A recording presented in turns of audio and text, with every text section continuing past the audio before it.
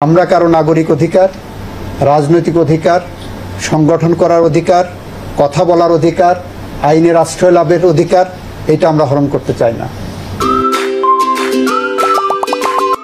দৈনিক শিক্ষা তথ্য। এই সরকার কতদিন থাকবেন সেটা আদালত নির্ধারণ করে দিতে পারেন না। এটা ডক্ট্রিন অফ নেসেসিটি অ্যাপ্লাই করে আমাদের অতীতের যে কাস্টমারি ল আছে সেইগুলো বিবেচনায় নিয়ে এই সরকার যত দ্রুত সম্ভব নির্বাচনের মধ্য দিয়ে রাজনৈতিক প্রক্রিয়ায় বাংলাদেশকে একটি গণতান্ত্রিক রাষ্ট্রের দিকে নিয়ে যাওয়ার জন্য যা যা করণীয় সরকার করবেন। গতকালই সাবমিশন আমি দিয়েছি। সুতরাং আদালত নির্ধারণ করে দিতে পারেন না যে 3 বছর থাকবেন না 5 বছর থাকবেন না 3 মাস থাকবেন। এবং গতকালকে আপনারা আমাদের প্রধান উপদেষ্টা মহোদয়ের বক্তৃতাও দেখেছেন যে এটা রাজনৈতিক দল ঠিক করবেন, জনগণ ঠিক করবেন। দ্বিতীয় সাবমিশনে আমি বলেছি মহান মুক্তিযুদ্ধের মধ্য দিয়ে অর্জিত এই বাংলাদেশ এবং এই বাংলাদেশের সংবিধান মানুষের অধিকার নিশ্চিত করার জন্য এটা হয়েছে। সেটা প্রথম মুক্তিযুদ্ধ এবং এই যে দ্বিতীয় মুক্তিযুদ্ধ জুলাই আগস্টে যেটা হয়েছে গণ অভ্যুত্থান, এই আন্দোলনগুলো এটাই স্বীকৃতি দেয় যে বাংলাদেশের মানুষের মত প্রকাশের স্বাধীনতা, সংগঠন করার স্বাধীনতা নিশ্চিত করতে হবে।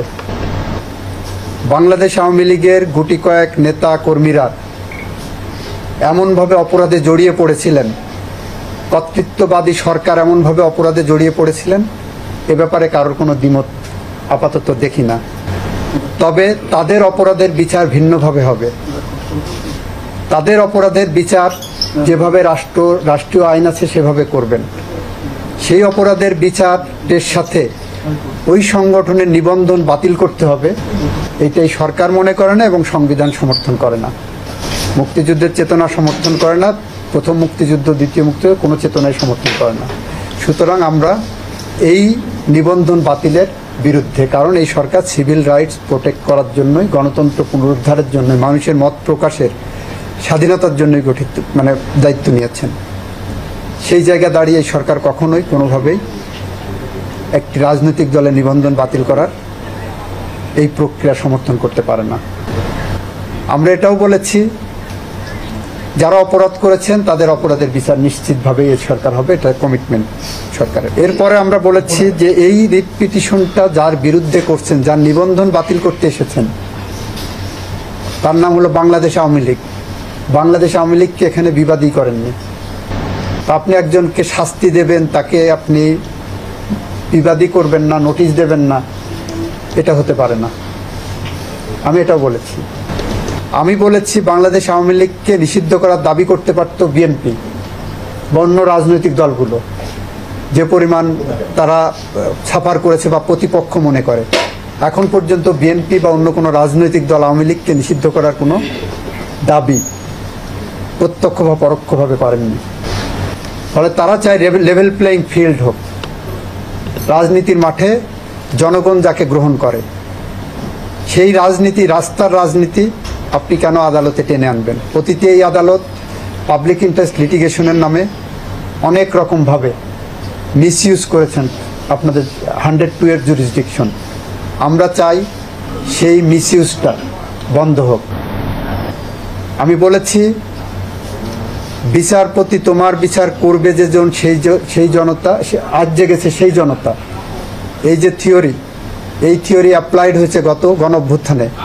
আমাদের দেশের সুপ্রিম কোর্টের প্রধান বিচারপতির, বাংলাদেশের প্রধান বিচারপতির বাসভবনে আক্রমণ হয়েছে। গণ অভ্যুত্থানের মধ্য দিয়ে সরকার, কর্তৃত্ববাদী সরকারের পরিবর্তন হয়েছে। আমি বলেছি এই সুপ্রিম কোর্টে কোনো আঘাত আসলে সেই আঘাত আমারও হৃদয়ে লাগে, আমারও হৃদয়ে রক্তক্ষরণ হয়, কারণ আমি এখানে পেশায় নিয়োজিত। কিন্তু এটা কেন হলো, কোন প্রেক্ষাপট হলো, কাদের ভূমিকার কারণে হলো, এটা আপনাদের মাথায় রাখতে হবে। আমি ওই দিন একটা কন্টেম্পট ম্যাটারে বলেছিলাম আদালতের মান সম্মান অক্ষুণ্ণ রাখা, ক্ষুণ্ণ রাখার দায়িত্ব শুধুমাত্র আইনজীবী বা জনগণের না, সেই দায়িত্ব আদালতের উপরও বর্তায়।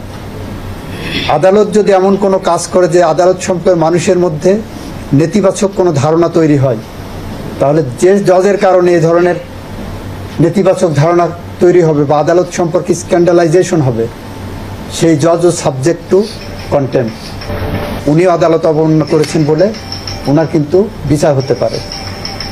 তো আমাদের পক্ষ থেকে, রাষ্ট্রের পক্ষ থেকে আমাদের বক্তব্য খুব সুস্পষ্ট।